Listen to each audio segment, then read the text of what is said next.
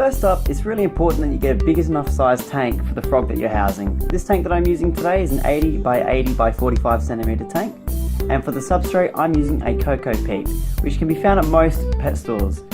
Cocoa peat is really great because it's very easy to clean. It is a little bit messy, however it is really soft and easy for the pobble bunks that I'm going to have to burrow underground. I've actually planted a ficus tree. It's a natural tree, very easy to grow, it's very hardy, and it would be really great for the parents to jump across and climb up.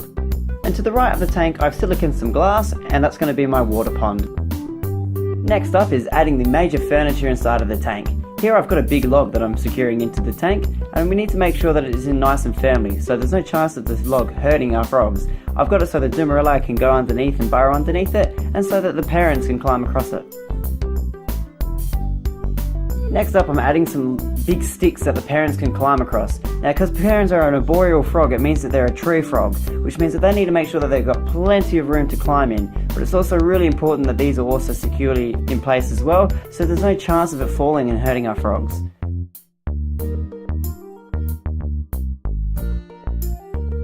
Because they're tree frogs, the more the merrier, I say, with the sticks. Try out as much as you possibly can without overcrowding the tank too much. During the day, parents are nocturnal and they sleep, so they love to climb up and stay on their sticks. During the night, they'll get active and they come up to the floor of the terrarium, you'll find, to feed.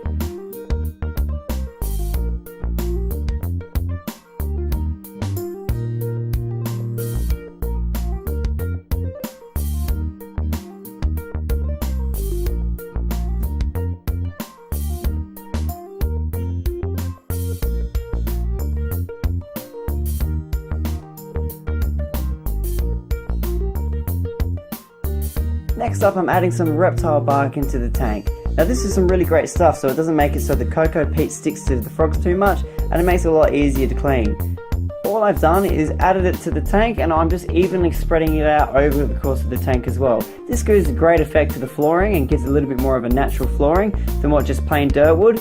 This also helps that when you're feeding the frogs aren't going to get a mouthful of dirt when they're eating.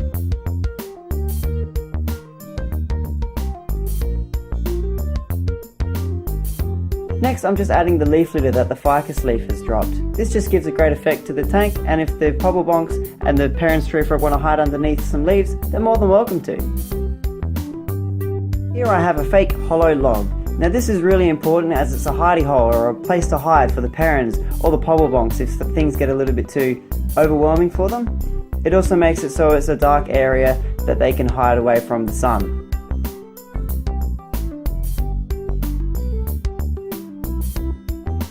Rocks are also acceptable to use if you really want to put them into your tank as well.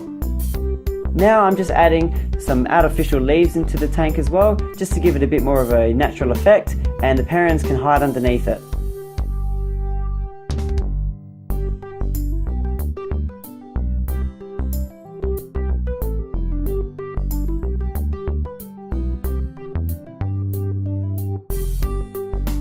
Next up, I'm just going to add some crickets into the tank before I put my frog in, just so he knows that there's some food about.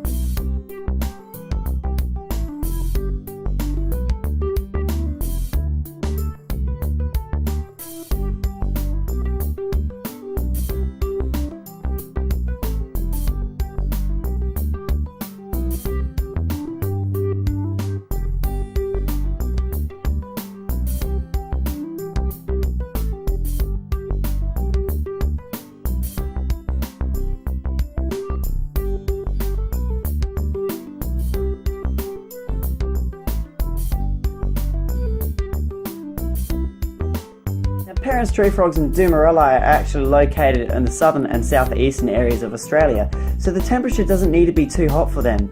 I don't actually need to have a heat lamp inside of my tank, as Peron's and Dumarelli are local to the area that I live, and the temperature is very well suited for them and natural. I do, however, have a UVA, UVB lobe in there. This is just so that the frogs get the right source of vitamin D, and there's no chance of them developing MBD. Now I leave this light on for 12 hours a day, as if they want to escape from it, they can go in their little hidey log, or they can escape from it in the leaves. But this is also great for the tree as well, as it's a natural source of light for it. If you do live in a colder area, however, I suggest getting a heat light in there if areas are lower than 10 degrees Celsius for more than 3 days. A great way to counteract this is if you want to get a water heater and put it in the water and make sure that it's sitting around about 15 to 20 degrees Celsius. This will be a safe temperature for them and they'll enjoy it.